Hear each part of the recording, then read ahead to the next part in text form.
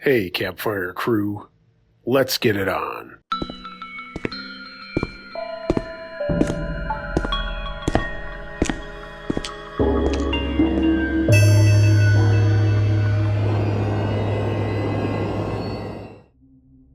My Potential Killer Collapsed by Riley. This happened when I was 15 in 2014. I used to live in Dallas, Texas, and I went to a pretty ordinary school.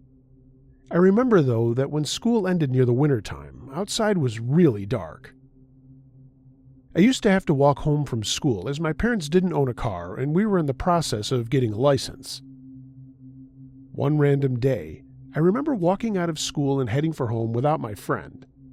My friend usually walked home with me, but this was on a Tuesday, and on Tuesdays she had soccer practice after school. So I walked home alone that day, in the dark.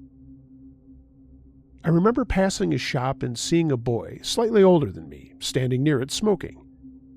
He was wearing a hood, but I could see his face, and he was glaring at me, so I just looked away and kept walking.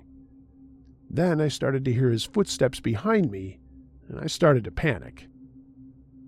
I wasn't sure of his motives, and at one point I remember I pretended to go on my phone just to make sure he was following me in its reflection. And he was. I was shit scared, so I started sprinting. I don't know if that was the best thing to do in that situation, but I did it. I ran halfway to my house and then stopped because I was out of breath. I was also still aware of the boy physically jogging after me, and I got angry for some reason and decided to confront him. I figured he was only about a few years older than me, and so that he couldn't be that harmful. Yeah, I know, I was a stupid kid. I turned around to confront him, and I saw him standing there, looking at me. Then suddenly, he collapsed. His knees snapped the wrong way, and he fell to the ground into a puddle. It was raining at this point, and I screamed, and I think I ran up to him because I thought he was hurt or something. But when I got closer, I realized his mouth was open, his eyes were wide open, and his hands were bent at odd angles around his head when he fell. He was also making a strange, gasping, choking noise. And he was holding a pocket knife. I was sure that if I stayed around longer, I was dead, so I sprinted all the way back home. Since then, I haven't told anyone about this. I don't know if that boy randomly died that day because his death wasn't mentioned anywhere. I feel guilty thinking I should have called the police, but I was just so shit scared. I never had an experience like that again, and I never saw that boy again or even heard about him. But I still think about him sometimes. I mean, what if I had run too slow?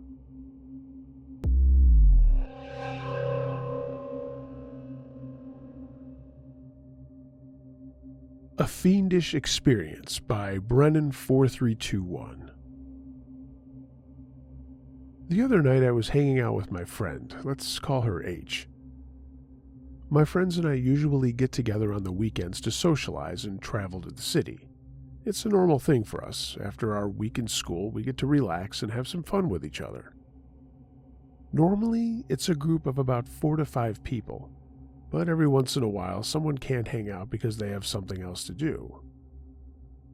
That weekend, no one could hang out except for H and I was all right with that. It was just a little weird because H and I hadn't hung out much alone together.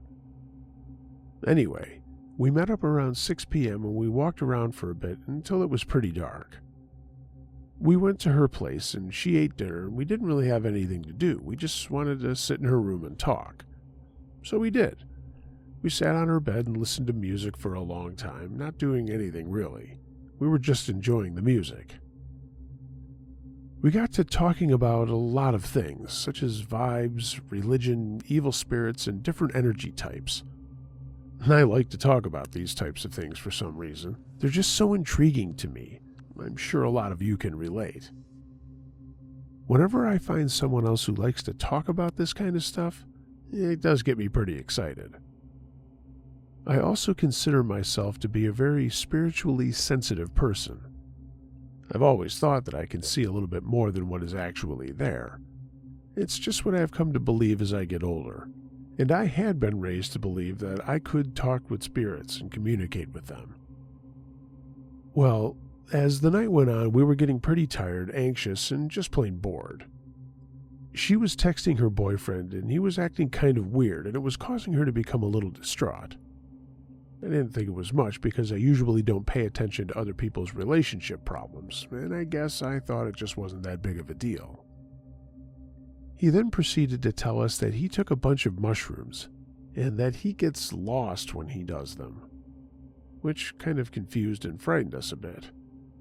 We were trying to apply tons of different meanings to what he meant when he said that he gets lost. It weirded us out a bit, but it still wasn't that big of a deal to us. We were just surprised that he was alone. Both of us have done mushrooms in the past, and we know what they can do to a person, especially if they're alone. I mean, being alone with them is just a big no-no, and I'm also sure many of you know this. Some people may prefer to be alone, but not the majority. So after he texted us that he gets lost whenever he does mushrooms, he didn't answer after H called him over and over again. She went on Facebook and messaged him and texted him again and again because, yes, we were a bit nervous that he just took a bunch of mushrooms while he was alone, especially since now he wasn't answering. There was a part of me that just wanted to shrug it off and just think his phone died or he fell asleep or something along those lines. But for some reason, I had a bad feeling, like something really bad was happening to him. I kept getting mental imagery of bad things, and so did my friend H. We shared that we both had a bad feeling about the situation to one another, and we got convinced that we needed to check on him. It was kind of a crazy idea at first, since he had roommates, and if we just knocked on the door at about 12 at night, it might seem a little weird. Plus, he did live on the other side of the town we did, and he lived in a pretty bad area of town, an area known for its crime rates and drug use, but we had made our decision we were going to go check on him. We drove about 15 minutes until we got to his house, and then we parked in front of it. It was actually a pretty huge house from the early 1900s. That's how some of the houses in that area are, big and old. We just stared at the house, contemplating if we should get out. We still really couldn't believe we drove all the way over there without his consent in the middle of the night. So yeah, we were nervous to go up to the door and knock. We looked at all the windows in the house, and only one of them had a light on in the room, and it was his. H was just staring at his window very hard. I didn't get why she was looking so hard at the window. At that point, neither one of us were afraid. I mean, we were fine. She told me it looked like he was in the window staring at us, so I looked. I saw a weird pattern on his window, but I knew it wasn't a person. At first, I didn't really know what it was, but there just seemed to be like this film of a water-like substance over his window. It looked like it was glowing or reflective, and I was kind of in awe. And I asked her what she thought it was, and she said she didn't know. But it was moving, like it was alive. I mean, it was shaking and morphing and bubbling, for a lack of a better term. It was actually kind of gross looking. It began to scare us a lot as we began to realize that we were witnessing something paranormal. We thought that it could have been a manifestation of negative energy, going to her boyfriend in his room, and we were just watching it flow in. It was the strangest thing, as if the stuff was reacting to some stimulus, like there was a force moving and controlling it. I don't really know how to explain all this. At that point, we were afraid. We didn't know if we should go into the house or if there was negative energy in it. We both began to get short of words because of how afraid we were. And then, in the corner of my eye, I noticed a red flashing light. I stopped moving instantly and stared at it. It was in between two houses where it was very dark, and there was probably about 50 feet in between the houses. It was as if it was trying to get my attention. and it did. It surprised me at first because it was very noticeable. H noticed that I was staring at something and decided to look where I was looking. We were both describing what we were seeing out loud, and it was matching up, so we were both seeing the same thing. Let me explain to you what we saw. Right under this red light, there was a childlike figure. It was the size of a child, except it was extremely skinny, and it seemed as if it was kind of shiny, just like what we had seen on the window, yet extremely dark and darker than what we know is dark. It was doing something, though. H described that it looked like it was playing, while I thought that it was eating. But whatever it was, we were watching it. I remember the feeling of complete terror that came over me, and I immediately knew what we were looking at, and so did she. I remember how my heart just dropped into my stomach, and I felt an intense anxiety inside of me while I was watching all of this. It was so frightening. I wish I could explain in words how much fear was pumping through my veins at that moment. There was no explanation to what it was. It was no type of animal, and it most certainly was not a human. It gave off a feeling of pure evil and filth. It was moving as if it knew what it was doing, like it was smart. The thing that made this so weird was where we saw it. I mean, it stayed in complete darkness. Why would something be in the darkness right there? I mean, what would it be doing?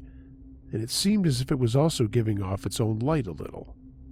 It looked vicious. I mean, it looked mean. It looked rabid. Yet it still looked like a person. It stood up on 2 feet and was walking around a bit. And it seemed extremely angry or extremely hyper. I told H to get the car started and that we needed to go now in a very serious tone. And that's when it noticed that we were there. She scrambled for her keys, turned on her car, and we sped off as fast as we could. I didn't take my eyes off of that thing. I was just waiting for it to change or disappear. But it didn't. As we drove away, I even saw it from different angles. It didn't ever acknowledge that we were there, though, thank God. We were both silent as we drove away from the house. We didn't say a word. We were still kind of frozen with our fears. She drove a few blocks away to a McDonald's and parked in the parking lot, looked at me and said, "We need to talk about what we just saw." We were both very shaken up and kind of speechless. We were trying to comprehend what had just happened, but it's like we just couldn't. We didn't even want to believe what we saw. I remember just sitting there, and I could still see that thing in my mind. It was real. It wasn't a movie, and it wasn't a game. What we had just seen happened in real life. And the more I thought about it, the more terrified I got. That's when H said that we needed to go back because her boyfriend was on mushrooms and was vulnerable with that thing near him. And then it all began to make sense. That thing was probably there for her boyfriend. When you do mushrooms, your mind opens up a lot. It can make your mind extremely vulnerable to the spirit world, especially to people who don't know what they're doing. The thought of being alone with that thing frightened me so bad, and that's just what her boyfriend was doing. I decided that I would wait at McDonald's while she went back and tried to get in the house. As I was getting out of the car, I just decided I had to go. I couldn't make her do that alone. I needed to face this situation. This was a complete test of my faith. I was so scared. I didn't want to go back with all my heart, but we couldn't leave him there. I took my cross necklace off and held it in my hand, squeezing it.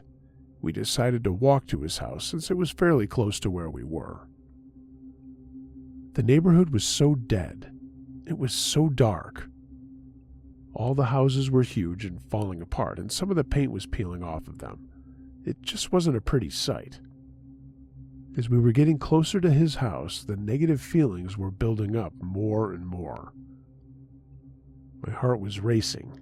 I had my hood on and my head down because I didn't want to see anything. When we got next to his house, we felt this cold breeze. It wasn't a windy night, but a huge whoosh of wind just slammed into us. It gave us the feeling like we were not wanted in this area. We were right in front of the house, and we were slowly walking to the door when we heard a very loud screaming noise. It sounded like an infant crying, just this screaming and yelling, and the sound seemed to surround us. It was a terrible noise. It sounded human, yet not human at all. It sounded like the loud cry of an infant mixed with a screaming cat. It was very unpleasant, and it didn't sound of this world.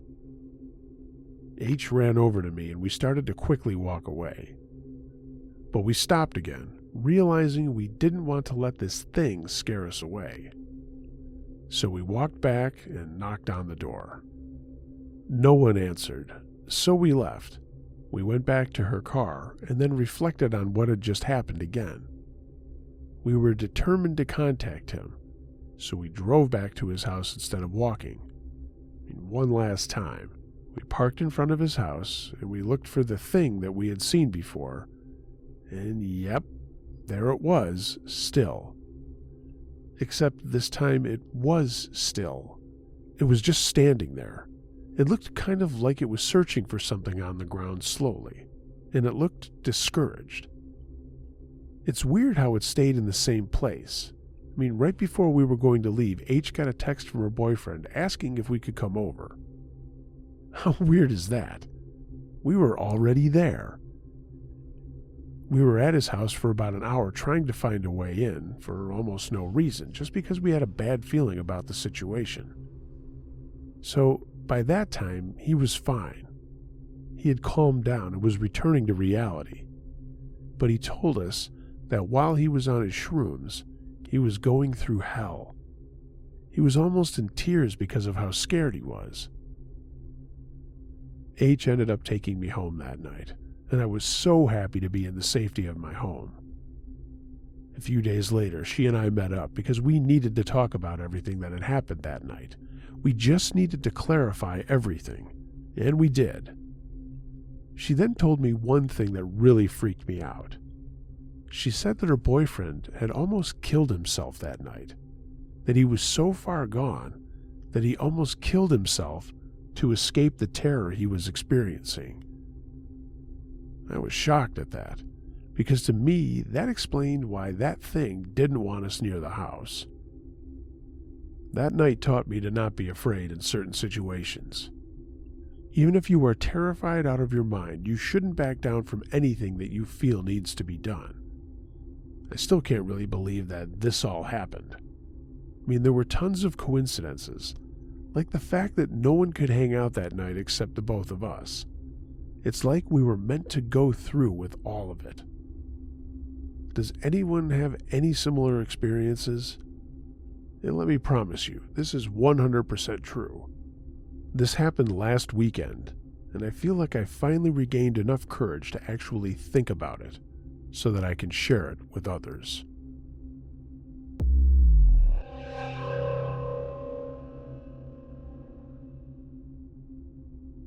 Weird Dude Many Years Ago by Misty. So, I've been thinking of this strange encounter I had in probably 2004 or 2005. I was coming home from work alone, and it was sometime after midnight. On a side street in the Buffalo, New York area, a car pulled out in front of me from a driveway and blocked the road. A man got out, and I thought he was going to ask for directions or something, and he started asking me weird questions, like what team I liked in soccer. I explained that I wasn't into sports. He asked some other questions that I can't remember now, but I didn't have what looked like satisfactory answers for him. Then he asked me what I would do if I was the president. I gave him a lengthy response of how I would stop giving away money to other countries and help the poor and homeless citizens we have here. I also added how I would halt money for space exploration because it was a waste when we already know that aliens probably exist anyway. Pretty sure I gave other examples that I forgot by now, too. He then seemed satisfied with my answers, thanked me, then got back in his car and moved it out of the way so that I could leave. I wonder if he was some type of creeper or kidnapper, and if I avoided serious doom or harm. I mean, it seems so creepy now thinking back on it. At the time, I just assumed he was lonely or maybe drunk or on some type of drug. But I may have actually been in real danger.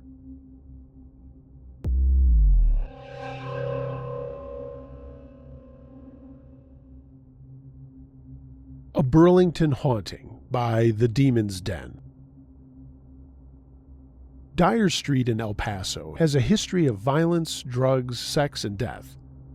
Ask anyone in El Paso about Dyer, and I guarantee they have a story about the Devil's Triangle or the Econo Lodge.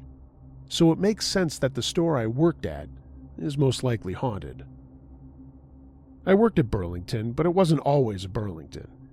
It used to be a big Kmart till they closed down in 2017 and opened up a strip mall there. All the people that were there since it opened in 2022 have stories of stuff falling over and footsteps being heard. But I chalked it up to the building settling or something being off balance and falling. It wasn't until last week that I started to think otherwise. So I was closing on Black Friday, which for Burlington isn't a big deal because we don't have any sales. I mean, come on, it's already a discount store. Regardless of that, though, the store was still packed to the gills with people doing their early Christmas shopping. It was a little past 8 p.m., and I was helping a family take one of those little vehicles that kids can ride around in their truck. When I walked back to the store, I got a call on the radio that one of the closed-off fitting rooms had been opened.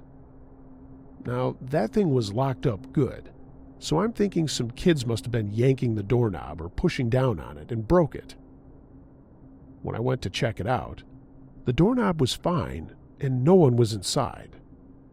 I locked it back up and got back to helping out up front.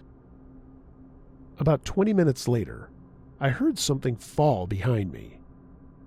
I looked back and saw that a Santa Claus lawn statue had fallen over, and I didn't think anything of it when I picked it up. When I set it back in place, a stuffed snowman which was sitting on the top shelf fell in front of me and set off the touchlights we had on the jewelry. I stepped back to see if anyone had bumped into the shelves, but it was just me right there. I was a little freaked out at that point and took a couple of steps away from that shelf. That's when the lights on the jewelry started flashing on and off. Now, these lights don't turn on unless you tap the boxes the jewelry is in. They blink a few times at random and then stop completely. Before I could process what I was seeing, the doors behind me, which are automatic doors, started to open and close without anyone walking by them. They opened and closed 3 times before everything stopped. No more blinking lights, the doors were acting normally, and nothing was falling over anymore. I told my supervisor about it when she walked by, and she said, "Oh, must be the Kmart ghost again," and then walked away with a light giggle. Nothing else happened the rest of the night, but every night I've worked since, something has fallen over without anyone being around, and my other coworkers have said that they've heard noises in those closed-off fitting rooms.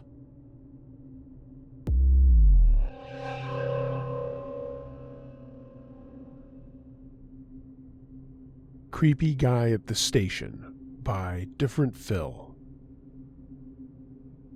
So, I'm working on getting my learners, which I neglected for a long time due to other circumstances. So I take the bus and train or rides to get around if it isn't within walking distance that I find reasonable. I don't mind good walks, but I do try to limit myself to not push things too far. That's not important, though. To go to work, I used to take the train to go to one bus station since that path was quicker and less crowded. I don't work at that place anymore, and only like 2 weeks after I left, the place got shut down, which I wasn't surprised on based on what I had seen happening. But at that bus station, there was one guy who took the same bus as me. At first I paid him no mind while still keeping my wits about myself, being a girl, and this bus station has seen druggies and the homeless. Usually they slept in the hut-like thing for passengers to stay warm. The guy noticed me, and at first it didn't seem like a big deal. He kept looking at me, though, and not much else. He kept being there when I would arrive, however I brushed it off as he probably needed the bus to get to his own destination. He kept watching me, which I did not enjoy, though I tried to ignore it. Then he started to mimic what I did while waiting for the bus to arrive. I thought it was weird as he never did those things like pace in a certain way, as I have a tendency to pace. And I added little things like different ways to turn to keep it a little interesting. And I saw him try to even mimic the little things I added while I was pacing. Another time, he got on my line of sight closer than before, only to start doing workout stretches, like he was getting ready for a workout. I moved away and tried to ignore him again. And I really hated that the guy was there every morning and kept a closer eye on him as he wouldn't stop trying to do things wordlessly to get my attention. He then started getting on the same bus as me for work, though luckily I didn't always take the same final bus due to sometimes being late. I also felt relieved when I figured out a path to be able to walk to my work in about half an hour from where I usually caught the last bus, so if I had time, I would just walk. I kept seeing him go to the bus I used most often, though, so I tried to pick a different one, or at least not sit near him. Sometimes, though, my work shifted people's hours, and I did get my hours shifted a few times. So, that obviously meant I needed to arrive at different times. I wouldn't see him for a day or so, but then suddenly he was back at doing the same things at the same bus station that I was at. I've always had trauma about speaking up verbally due to how a parent treated me growing up, so I didn't tell anybody. Plus, the guy really hadn't done anything to me other than try to get my attention and be at the same bus stop at the same time as me. So I didn't really feel like I could speak up about it.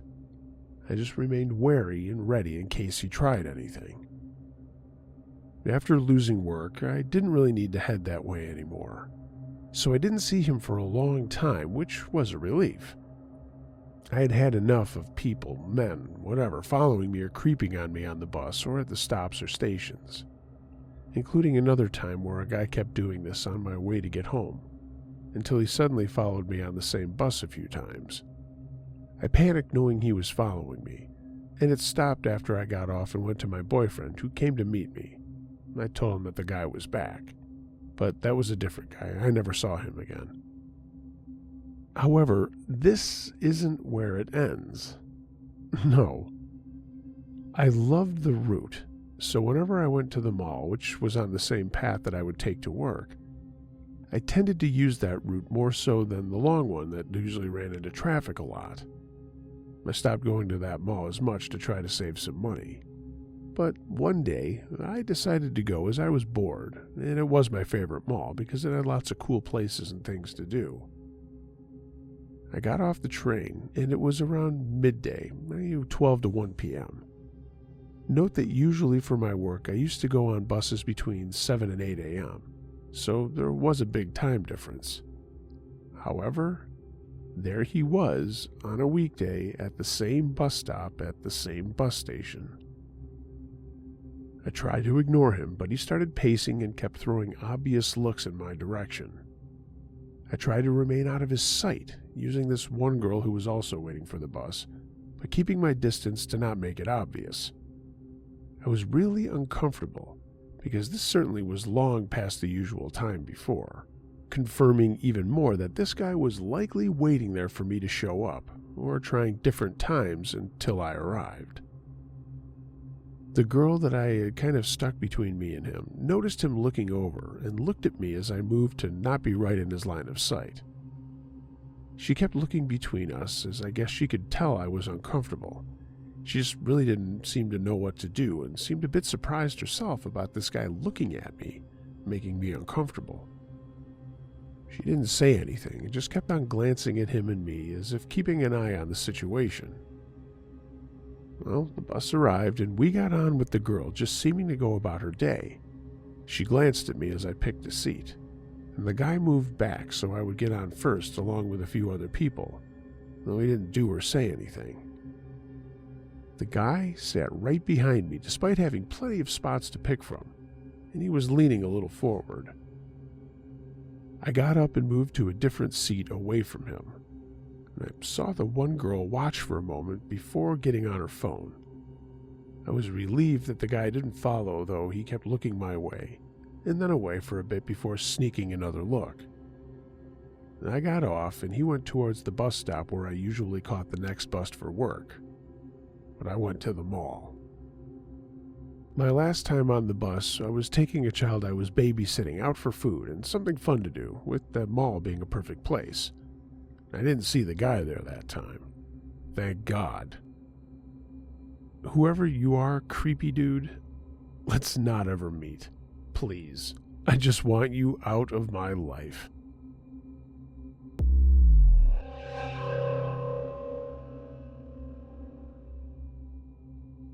Midnight Run by Admirable Hat. I don't really care what people say about this because I don't really tell a lot of people. But this is my story.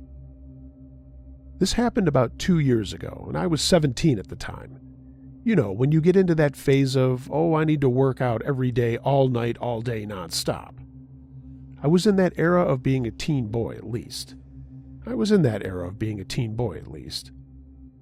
would work out every day and feel great about it.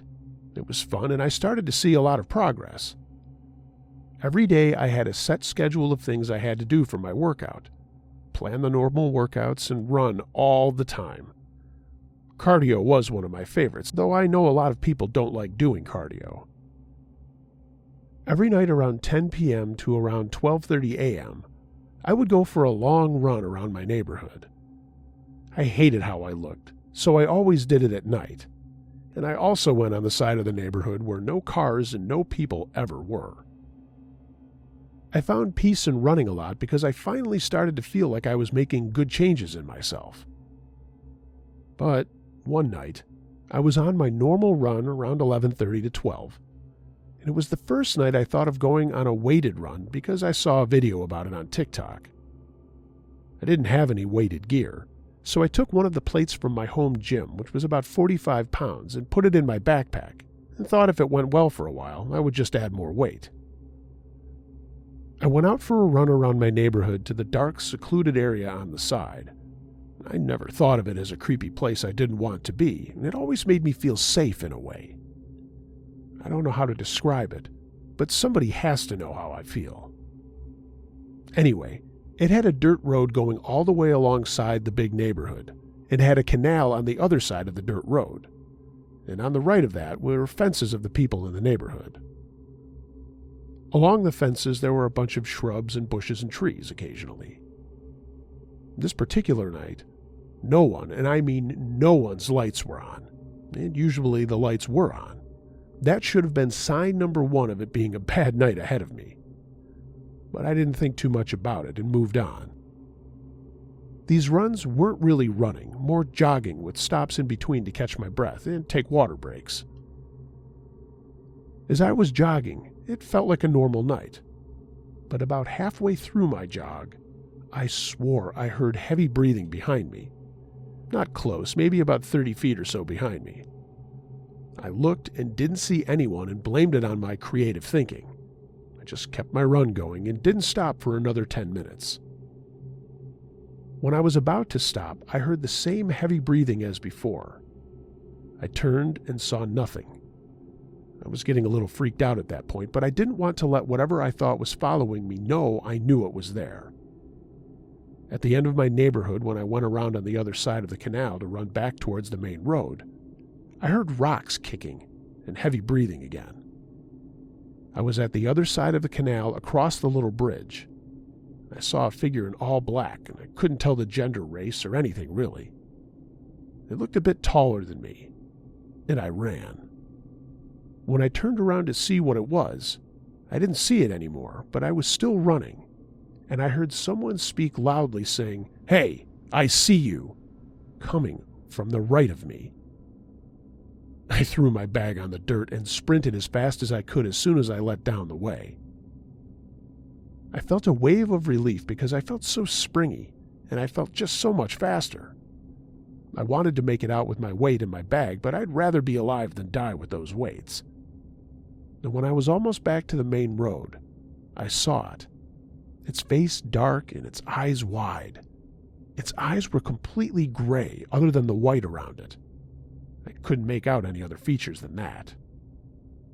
Not knowing if it had any other features, I got to the busy main road finally and looked back. It was gone. I came back the next day with my brother and a couple of friends when it was bright outside in search of my backpack, and found it with a note attached that said, "See you soon." Thinking about that now still gives me chills. Later that day, me and my friends were sitting in my room smoking and just chilling out. I was on my phone when I saw some news app that my phone automatically had downloaded, that a man around his late 40s raped and killed a hitchhiker and a guy walking his dog in my city, the same week that I had my experience, which would explain why people had their lights off. I never saw that man again, and I never saw him on the news or anything like that ever again. I'm not sure if he got caught or not, but after that night, I made sure to never go running at night again.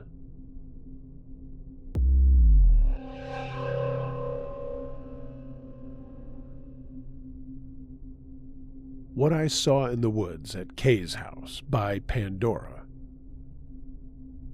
Before I start, I'd like to say that I tell very few people this story. It's because most people won't believe me. But let me assure you that everything you are hearing here is 100% true, just as I saw and remember it. With that out of the way, let me begin. It was 2 summers ago, so I would have been around 13 when it happened. I was at my friend's house, let's call her Kay, and so was another friend of mine who I will call Jay. We were bored with nothing to do in the house when Kay got an idea. She had been getting pictures of orbs, some of which I have because she uploaded them onto my computer. She would see them all down her driveway and in the woods by her house at night, and she wanted to investigate. I, being the huge fan of the paranormal that I am, was automatically in. Jay, who at the time did not believe in the paranormal, tagged along to humor us. So we gathered my laptop, a camera, and mine and Kay's phones and left Kay's house to walk down the driveway. She lived on a big piece of land, and it was a very long driveway. We stopped about halfway down it, out of earshot of both houses. Her grandmother also had a house on the land, but closer to the road. We had to do it this way because her mother was very superstitious about these things. I remember her not even letting us watch movies involving possessions or demons in the house because, quote, that was just asking for something bad to happen. Since Kay wasn't expecting any visitors to the house, and we would have been able to see them coming up the driveway long before they reached us, even if any showed up by surprise, we decided to settle right there on the ground, sitting in the middle of the driveway. On the way down, we had decided we'd do an EVP session. We set up my laptop's wireless webcam and started to record. Not really having any idea what we were doing, we just asked it some standard, "Who are you?" and "Can you show us yourself?" type of questions. When we were done, we played it back. We didn't get anything. That didn't discourage either Kay or myself, but Jay was getting bored as she didn't believe in any of this. We tried to get her to be patient, and after a little coaxing, convinced her to be quiet for EVP round 2. This time, we asked a few more questions, but I don't remember what. I remember not wanting to ask the entity how it died, though, because I'd read somewhere that you weren't supposed to do that. This time, when we played things back, we had something. It was a bunch of whispers between our questions and what sounded like a fence door slamming. Nobody had been whispering, and no fence had slammed while we were recording. I mean, there weren't even any fences with doors nearby. Feeling that we were definitely onto something, Kay and I got excited. We did a third EVP, and this time we asked it to be louder. We also asked if it was Kay's great-grandfather who had died on the property. When we played this one back, the whispers were louder as we'd asked, but still not loud enough to be decipherable. Kay and I agreed to do one more EVP. This time, Jay decided that she wanted to help. Turns out that by helping, she meant teasing. She taunted the entity, saying that there was really nothing there and that this was all stupid. Kay went along with it because she wanted whatever this thing to react, and I went along with it out of curiosity. I mean, what was the worst that could happen, right? We played back the recording again, and we got the same slightly louder but still undecipherable whispers from the third EVP. By now, all of us were getting bored, and we decided to give up and just go play in the woods. So we walked up to her grandmother's house and put my laptop and camera in a rocking chair on the porch. Kay and I kept our phones on us, and we went to play in the woods. Jay ended up chasing us with a spray bottle of water as Kay and I ran through the woods laughing and screaming, and everything was great until Kay realized that her phone was no longer in her pocket. She panicked, knowing that her dad would be very angry if she lost the phone that she had just gotten. She also knew she wasn't going to get a new one because her SIM card was in this one. She asked me if I'd seen it fall out of her pocket, and I said no. I mean, if it had fallen out, I would have seen it or stepped on it because I had been running directly behind her in very densely packed woods. Kay was freaking out, so we all decided to start looking for it. We were looking for it for about 5 minutes when I saw something that would change my life forever. And this is where I believe it starts to get unbelievable to some people. It started out just as a blur in the corner of my eye, and at first I paid it no mind. I was on a mission to find Kay's phone, and at first I thought it was her dog, who liked to come with us on trips into the woods. It took a few seconds before it registered in my mind that Kay's dog had gone missing a week ago. I snapped my head up, and the other girls paying no attention to me as they were digging around in fallen leaves for this lost phone. But what stood in the clearing a few feet from me is something I will never forget. It was about the size of a large dog. As I've mentioned, at first I thought it was Kay's dog. But this thing had leathery brown skin. It had claws where paws would have been if it had been a dog, and it had this strangely elongated face. And at first its face was turned away from me, but when it, I assume, sensed I had seen it, it swiveled its head around to stare at me. Except it couldn't stare because it didn't have any eyes. I mean, seriously, it reminded me something from the movie Silent Hill. It just had this wide mouth. It kind of opened it, and after a few seconds, I heard this terrible low growl reach my ears. That growl is a sound I will always remember. It seemed to reach the core of my soul, and it was the most terrifying thing I've ever heard in my entire life. I hope to never hear anything like that again. I was frozen on the spot when suddenly Jay's mom drove up and it disappeared. We walked out of the woods into the driveway, me stunned, and Kay and Jay having no clue about what had just happened. Jay's mom was there to get her, but she convinced her to let her stay just a little longer, so maybe she could help us find Kay's phone. Jay's mom left to go do something, promising to be back within the hour. Still sort of in shock, I followed the other two girls back into the woods, even though something deep within me told me to not go. That's when I heard a second growl, but this time, so did everyone else. We all looked at each other, and I quickly told them what I'd seen. Just something. I kept a lot of the details to myself. I didn't want to sound crazy. At that point, Jay was probably scared because she had heard the growl this time, and Kay was definitely scared too, but she was torn because she wanted to find her phone. I told her I couldn't help her anymore, and I was sorry, and then I went and sat on her grandmother's porch. To this day, we rarely talk about what had happened. Nobody ever found the phone, and it was half-jokingly agreed upon that whatever that thing was, It stole Kay's phone because we'd goaded it on with the EVP sessions.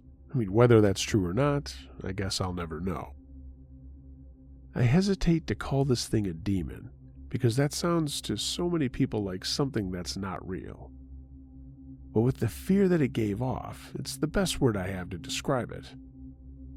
If it makes any difference, just a couple of months ago I found out from my history teacher that the road Kay lives on was prime KKK territory back in the day, and that many people were hung out there.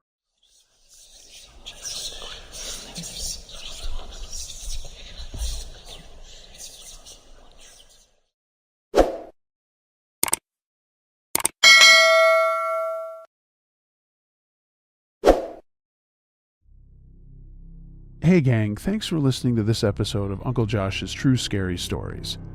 Got a true scary story that you'd like to hear me narrate? Email it to unclejoshtruescarystories@gmail.com.